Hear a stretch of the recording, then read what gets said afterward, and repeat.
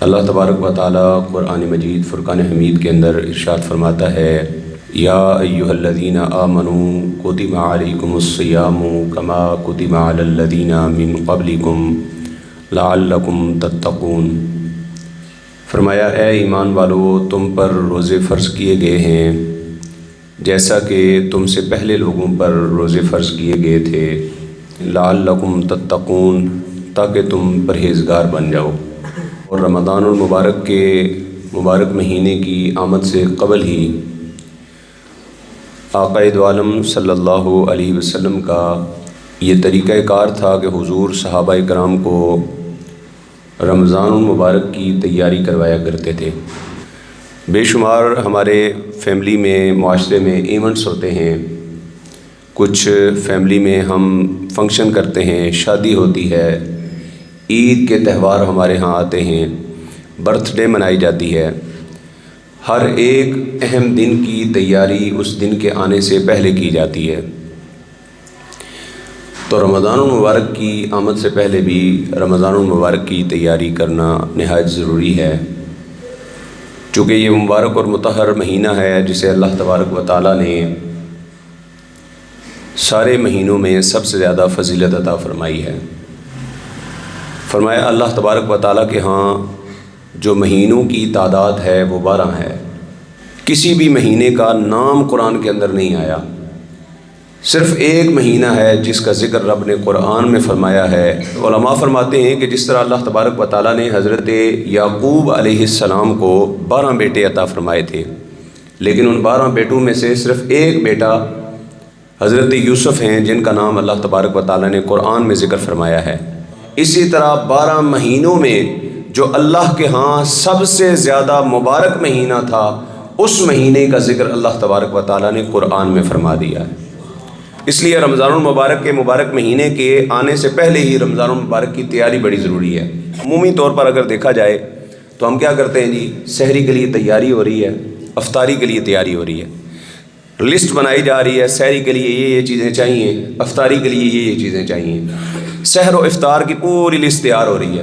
پکوڑے بنانے نے جی سانو ایڈا بیسن چاہیے، اتنا بیسن لے آئیں، اتنا تیل لے آئیں۔ جو اپنی اپنی مرضی کی چیزیں، جو کھانے پینے کی خواہشات رکھنے والے لوگ ہیں، وہ لا کر رکھتے ہیں۔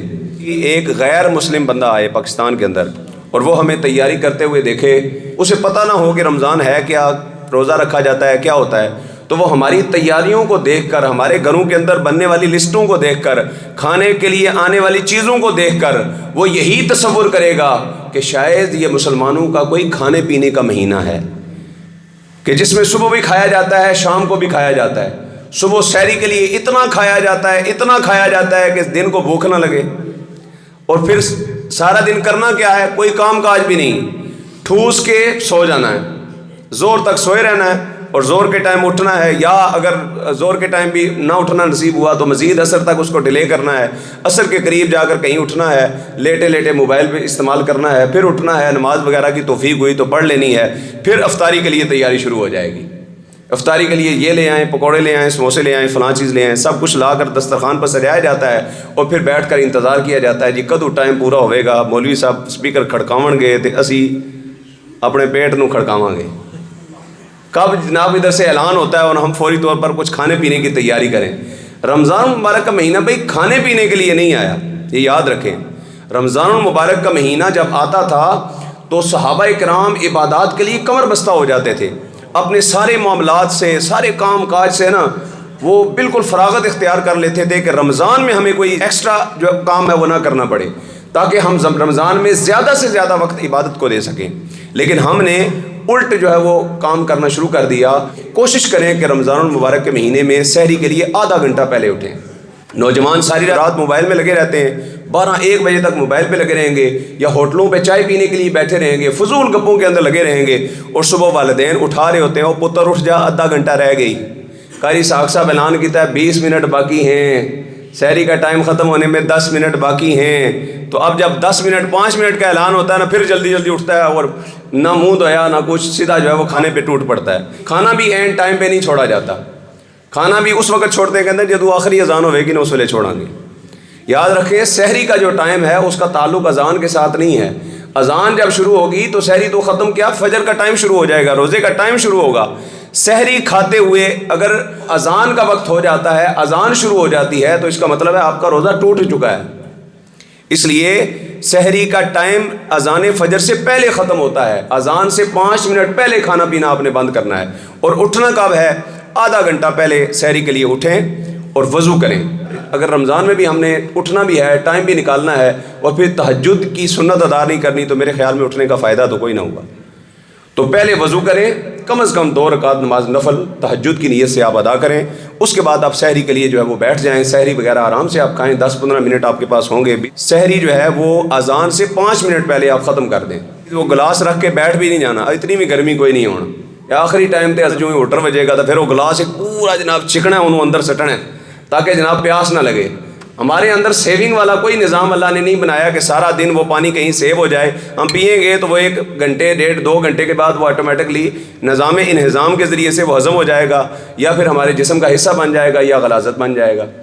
تو اس لیے آخری ٹائم تک گلاس لے کر بیٹھنے کا جو کنسیپٹ ہے یہ بھی ٹھیک نہیں ہے۔ سحری 5 منٹ پہلے آپ ختم کریں، بالکل سب کچھ۔ اور جو نیت ہے وہ بِصَوْمِ غَدٍ نَوَيْتُ مِنْ شَهْرِ رمضان، یہ اگر عربی میں آپ کو نہیں آتی تو نیت دل کے پختہ ارادے کا نام ہے۔ آپ دل سے نیت کر لیں کہ بس آپ کی نیت ہو گئی۔ اس کے بعد روزہ ہو گیا بند، اب کیا کرنا ہے جی؟ جس نے تو کھا لیا نا پیٹ بھر کے، اس سے تو پھر اٹھنے ہونا کوئی نہیں، وہ موبائل نکالے گا اور موبائل استعمال کر رہا ہے، ادھر ہی ٹک ٹاک یوز ہو رہا ہے، اسٹیٹس چیک کیے جا رہے ہیں، ان چیزوں کے اندر ٹائم پاس ہوتا ہے۔ وضو تو آپ نے پہلے سے کیا تھا، مزید اگر ضرورت پڑ گئی ہے تو پھر آپ تازہ وضو بنا لیں، ورنہ آپ فوری طور پر قرآن کھول کر بیٹھ جائیں۔ جب اذان فجر ہو جائے تو سنتیں ادا کریں، اور فرض جو ہے وہ باقاعدہ باجماعت نماز سے ادا کریں۔ اس لیے کہ حضور نے فرمایا کہ رمضان المبارک کے مہینے کے اندر ایک نفل کا ثواب بڑھا کر فرض کے برابر کر دیا جاتا ہے، اور فرمایا ایک فرض کا ثواب بڑھا کر 70 فرائض جتنا کر دیا جاتا ہے۔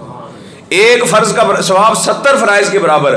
اور جب عام دنوں کے اندر نماز جماعت کے ساتھ پڑھی جاتی ہے، فرمایا تنہا نماز پڑھو گے تو ایک نماز کا ثواب ہوگا، جماعت کے ساتھ نماز پڑھو گے تو اللہ 27 نمازوں کا ثواب عطا فرما دے گا۔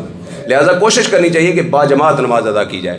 اور اگر دن کو پھر آرام کرنا ہے، اپنے کام کاج کرنے ہیں، اپنی مشغولیت میں رہیں، ظہر کی نماز باجماعت ادا کریں، اس کے بعد اپنے دیگر جو معاملات ہیں وہ اپنے معاملات اپنے طریقے سے کریں۔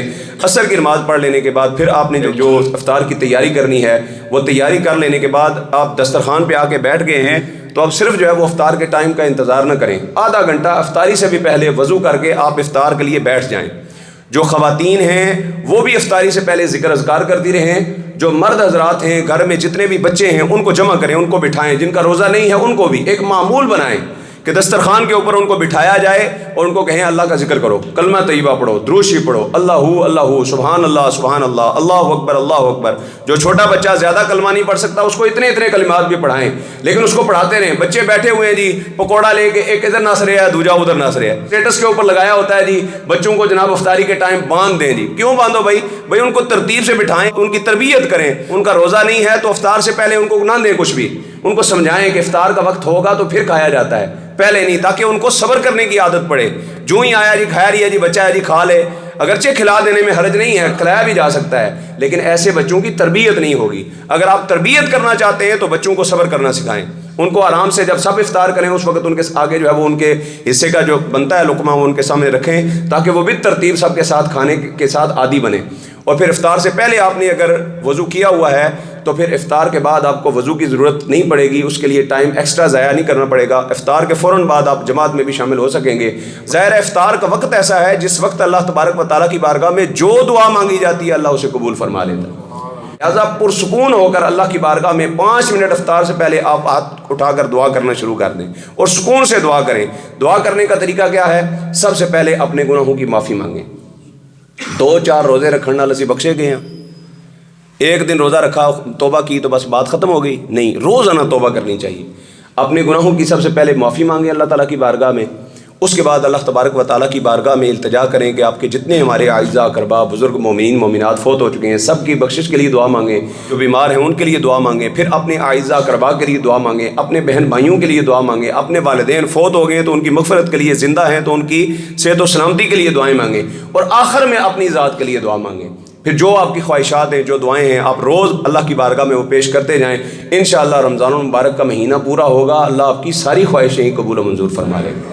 ساری خواہشیں پوری ہو جائیں گی۔ افطار کے وقت جو کھانے کے لیے جب ہم بیٹھتے ہیں نا، بڑی احتیاط کی ضرورت ہوتی ہے، خاص کر کے جب افطاری کوئی اور کروا رہا ہو، تب احتیاط کی بہت زیادہ ضرورت ہوتی ہے، چونکہ جب گھر میں افطاری ہوتی ہے تو ایک لمیٹڈ ہوتی ہے، جب باہر کہیں کرنے کے لیے ہم جاتے ہیں، چونکہ سارے دن کا بندہ بھوکا ہے، اور انسان ایسی شے ہے کہ جس کے آنکھوں کے اندر نہ لالچ بھری ہوئی ہے، پیٹ بھر جائے گا، آنکھیں نہیں بھریں گی۔ اس کی اگر مثال آپ نے دیکھی ہے تو شادیوں پہ چلے جائیں، آپ دیکھ لیں، شادیوں پہ کھانا پڑا ہوتا ہے تو ہر ایک نے پلیٹ بھر لینی ہے، کھانا اس میں سے آدھا بھی نہیں ہے، پھر آدھا وہیں پہ پڑا ہوا ہوتا ہے۔ بے برکتی اس وجہ سے ہوتی ہے جو توہین کرتے ہیں ہم اللہ تعالیٰ کے عطا کیے ہوئے رزق کی، تو اس کی قدر کریں۔ سب سے پہلے آپ افطار کرتے ہوئے وہ خوراک کھائیں جو آپ کی صحت کے لیے زیادہ صحت افزا ہے، صحت بخش ہے، جو پکوڑے سموسے، سب تو پہلے انہاں چیزاں تے ہاتھ جانا ہے۔ یہ ڈاکٹر صاحب تشریف فرما ہے، آپ ان سے پوچھ سکتے ہیں، سب سے زیادہ نقصان دینے والی چیزیں ہی یہی ہیں۔ پکوڑے سموسے چھڑ دیں، ڈاکٹر صاحب تواڈے کول آنا ہی میرا خیال ہے انہاں دا بند ہو جائے گا، ہاں جی، مریض کم ہو جائیں گے۔ اچھا، رمضان المبارک کا مہینہ آیا ہے صحت دینے کے لیے، فرمایا روزے میں شفا ہے، لیکن شفا کیوں نہیں ملتی؟ یہ وجہ ہے کہ افطار کے وقت ہم جو احتیاطیاں کر جاتے ہیں، اسی وجہ سے تو بیماریاں پیدا ہو جاتی ہیں۔ کھجور ایسی خوراک ہے کہ جسم کے اندر موجود ہر طرح کا وٹامن اللہ تعالیٰ نے اس کے اندر رکھا ہوا ہے، لہٰذا کھجور کو سب سے پہلے کھانا چاہیے، اور پانی بھی ایک دو گھونٹ کر کے تھوڑا تھوڑا آپ پئیں، پہلے فروٹ وغیرہ کھائیں، اچھی خوراکیں پہلے کھائیں۔ چلے سموسے پکوڑے آپ کھانا چاہتے ہیں کھائیں، لیکن پہلے ہی ان پہ حملہ نہ کریں، ذرا صبر کر لیں، تھوڑا بعد میں آرام سے جو ہے وہ تاخیر سے کھا لیں، تاکہ آپ کا معدہ جو ہے وہ درست رہے، اور اتنا کھائیں کہ تاکہ آپ اٹھ کے پھر نماز کے لیے بھی آ سکیں۔ اتنا نہ کھا لیں کہ بس کھا لیا ہے تو اب میرے کو اٹھن نہیں ہوتا یار، نماز جا کے تسی پڑھو، کوئی اور ہی پڑھ کے آ جائے۔ تو اس لیے نماز باجماعت ادا کریں۔ 10 منٹ کا آپ کو پتہ ہے کہ رمضان المبارک کے مہینے کے اندر مغرب کی نماز میں فرق ہوتا ہے، تو اس وقت باجماعت نماز کے لیے بھی پہنچیں، اور مغرب کی نماز کے بعد پھر اگر آپ کھانا وغیرہ نماز کے بعد کھانا چاہتے ہیں تو بہتر یہی ہے کہ تراویح سے پہلے کھانا کھا لیں، تاکہ تراویح پڑھیں گے تو پھر آپ کا کھانا جو ہے وہ ہضم ہو جائے گا، اور یہ آپ کے لیے صحت کے حوالے سے بھی زیادہ بہتر ہے۔ ڈاکٹر صاحب سے آپ مزید جو ہے وہ اس حوالے سے رہنمائی لے سکتے ہیں۔ تو نماز تراویح یہ یاد رکھیں کہ ہر مسلمان مرد و عورت عاقل بالغ کے اوپر رمضان المبارک کی ہر رات کے اندر 20 رکعت نماز تراویح پڑھنا سنت ہے، اور سنت موقدہ ہے۔ اگر جان بوجھ کے بار بار چھوڑیں گے تو گناہ گار ہوں گے۔ کیا لوگ پوچھتے ہیں کہ اگر تراویح نہ پڑھیے تو روزہ ہو جاتا ہے؟ بھئی آپ نماز بھی نہ پڑھیں روزہ تب بھی ہو جائے گا، لیکن روزے کا فائدہ تو کوئی نہیں نا، کوئی بھی نماز نہ پڑھیں روزہ تب بھی ہو جائے گا، لیکن ایسے بھوکے رہنے کا فائدہ کوئی نہیں۔ حضور صلی اللہ علیہ وسلم نے ارشاد فرمایا جس نے روزے کی حالت میں گالی گلوچ نہیں چھوڑی ہے تو اس کے بھوکے رہنے کی اللہ کو کوئی ضرورت نہیں ہے۔ تو اگر زبان نہ سنبھالو تو آپ کے روزے کی کوئی ضرورت نہیں ہے، تو نمازیں نہ پڑھو، تراویح نہ پڑھو، ذکر اذکار نہ کرو، عبادات ریاضات نہ کرو، تو پھر اللہ کو کیا حاجت ہے بھائی؟ جانور کو بھی قلعے پہ باندھ دو، صبح سے لے کر شام تک آپ اس کو کوئی چارہ نہ ڈالو، شام کے وقت ڈالو، روزہ ہو جائے گا اس کا۔ صبح کھانا ہے پیٹ بھر کے، سارا دن سوئے رہنا ہے، پھر اٹھنا ہے تو موبائل کے اوپر لگ جانا ہے، فضولیات دیکھتے رہنا ہے، نہ آنکھوں کی حفاظت، نہ کانوں کی حفاظت، نہ اور کسی چیز کے حوالے سے ہم نے کیئر کرنی ہے، تو تقویٰ کیسے حاصل ہونا ہے؟ یہ رمضان المبارک کے مہینے میں تقویٰ تبھی حاصل ہوگا جب پوری طرح سے ہم رمضان المبارک کے آداب کو بجا لائیں گے۔ لہٰذا عشاء کی نماز کے ساتھ نماز تراویح باجماعت ادا کریں۔ بعض دیہی علاقوں کے اندر جہاں قرآن مجید پورا نہیں پڑھایا جا رہا ہوتا، لوگ کہتے ہیں جی سانو قاری صاحب جڑا نا صورتاں نال ہی پڑھا لو۔ اچھا، ایک اسٹوڈنٹ نے مجھ سے سوال کیا، سر صورتوں کے ساتھ ہم اگر تراویح پڑھیں تو تراویح ہو جاتی ہے؟ تراویح ہو جاتی ہے، صورتوں سے بھی آپ پڑھیں تراویح کی نماز ہو جائے گی، لیکن یار تراویح صورتوں کے ساتھ اور قرآن کے ساتھ پڑھنے میں آپ نے کبھی اندازہ لگایا کہ فرق کتنا ہے؟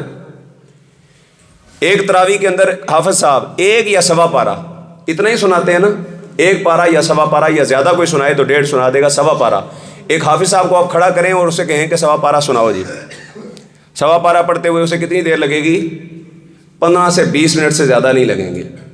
یعنی نماز تراویح کے اندر جو قرآن پڑھا جاتا ہے وہ 15-20 منٹ سے زیادہ نہیں لگتے، ایکسٹرا ٹائم اس سے زیادہ نہیں ہوتا۔ باقی جو رکوع سجود ہیں آپ صورتوں کے ساتھ نماز تراویح پڑھیں تب بھی آپ کے 35-40 منٹ عشاء کی نماز کے ساتھ لگ جائیں گے۔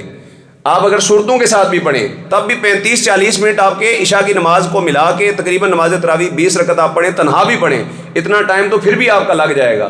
تو پھر 15-20 منٹ ایکسٹرا آپ نے نہیں نکالنے اور قرآن سننے کی سعادت حاصل نہیں کرنی، تو پھر میرے خیال میں فائدہ تو کوئی نہ ہوا۔ 15-20 منٹ بچا کے اس نے کیا کر لیا، تو اس سے بہتر ہے کہ رمضان المبارک کے مہینے کے اندر آپ تراویح کے اندر بھی شرکت کریں، اور باقاعدہ یا اپنا مشن بنائیں، پوری اپنی رمضان المبارک کی تیاری کریں، شیڈول بنائیں کہ خواتین نے گھروں میں کیا کرنا ہے، مردوں نے کیا کرنا ہے، قرآن مجید پڑھنے کا جو ہے وہ معمول بنائیں رمضان المبارک کے مہینے کے اندر، اور صرف قرآن مجید جو پڑھنے ہیں 2 قرآن پڑھ دیتے نہیں جی، 3 پڑھ دیتے ہیں، 4 پڑھ دیتے ہیں۔ اچھا، اللہ تعالیٰ نے قرآن میں کیا فرمایا ہے، کیا حکم دیا ہے؟ پتہ نہیں جی۔ 10 قرآن ختم کرتی ہیں جی ہماری اماں جی رمضان المبارک کے مہینے میں۔ اچھا انہیں پتہ ہے کہ اللہ تعالیٰ نے پہلے پارے میں کیا حکم دیا ہے؟ سورہ جن میں اللہ تعالیٰ نے کیا احکامات ارشاد فرمائے؟ سورہ ملک میں کیا حکم ہے؟ سورہ یاسین میں کیا ہے؟ پتہ ہی کوئی نہیں۔ تو اس سے بہتر ہے کہ آپ ترجمے اور تفسیر کے ساتھ قرآن مجید کو پڑھیں، چاہے آپ روزانہ ایک آیت بھی پڑھیں۔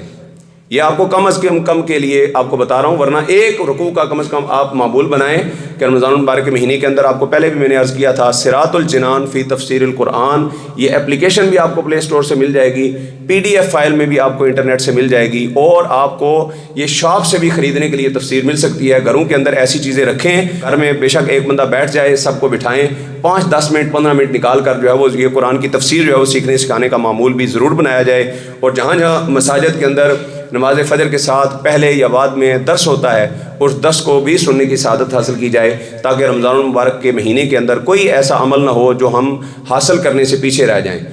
دن کو اگر موقع ملے تو کچھ نہ کچھ صدقہ جو ہے وہ آپ کرتے رہیں، مستحقین تک جو ہے وہ آپ صدقات پہنچاتے رہیں۔ آپ کے ارد گرد، آپ کی فیملی میں، آپ کے گلی محلے میں، آپ سب سے زیادہ بہتر جانتے ہیں کہ آپ کی فیملی میں کون غریب ہے، آپ کی گلی میں کون غریب ہے، آپ زیادہ بہتر۔ مجھے نہیں پتا کہ کون آپ کی فیملی میں کون زیادہ غریب ہے، کون امیر ہے، کون رمضان المبارک کی تیاری کے حوالے سے کتنی مشکلات برداشت کر رہا ہے۔ تو لہٰذا آپ اپنے جو مستحق رشتہ دار ہیں کوشش کریں کہ رمضان المبارک کا راشن ان کے گھر میں پہنچا دیا جائے، یا جتنا ہو سکتا ہے اتنا پہنچا دیں، چاہے کھجور کا ایک پیکٹ ہی کیوں نہ ہو۔ تو آپ کوشش کریں کہ ایسے لوگوں کی بھی خدمت کی جائے، کچھ نہ کچھ صدقات خیرات، یعنی کوئی نیکی بھی آپ جانے نہ دیں، کسی نیکی کو بھی چھوٹا سمجھ کے نہ چھوڑیں کہ خیر یہ عیدی خیر ہے، نہیں، ہر عمل کرنے کی کوشش کریں۔ موقع ملے تو مسجد میں آ کر مسجد کی خدمت کریں، مسجد کی صفائی ستھرائی کریں جہاں موقع ملتا ہے۔ اور آخری بات عرض کروں گا مسجد کے حوالے سے کہ جہاں مساجد میں افطاری ہوتی ہے وہاں مساجد کا تقدس پامال کیا جاتا ہے۔ یاد رکھیں، مسجد کھانے پینے کے لیے نہیں ہے، مساجد عبادت کے لیے بنائی گئی ہیں، لہٰذا مساجد میں کھانا پینا جائز نہیں ہے۔ کب کھانا پینا جائز ہوگا؟ جب ہم اعتکاف کی نیت کر لیں گے۔ اگر اعتکاف کی نیت کے بغیر کھائیں گے تو یہ مسجد میں کھانا مکروہ ہوگا۔ یہ نہیں کہ صرف کھانے کے لیے آپ نیت کریں، پھر تو یہ اچھا مزاج تو نہیں ہے نا، کھان واسطے نیت کر لینی ہے، ویسے نہیں۔ جب بھی مسجد میں آئیں، مسجد میں داخل ہوتے ہی نویت تو سنت الاعتکاف، عربی نہیں آتی تو اردو میں کہیں کہ میں اعتکاف کی نیت کرتا ہوں، نہیں نیت آتی تو دل میں بس سوچ لیں کہ میں نیت کرتا ہوں اعتکاف کی۔ جتنی دیر آپ مسجد میں بیٹھے رہیں گے، کوئی عبادت نہ کریں، کوئی کلمات نہ پڑھیں، اعتکاف کی نیت آپ نے کر لی ہے، ایک ایک لمحہ آپ کا اللہ کی بارگاہ میں عبادت لکھا جائے گا۔ اس لیے کوشش کریں کہ مسجد میں جب بھی آئیں اعتکاف کی نیت کر لیں، اور مساجد کا ادب و احترام اپنے ملوز خاطر رکھیں۔ اللہ تعالی ہمیں رمضان المبارک کی تیاری کرنے کی، عبادات اور ریاضات کرنے کی توفیق و رفیق عطا فرمائے۔ وآخر دعوانا الحمدللہ۔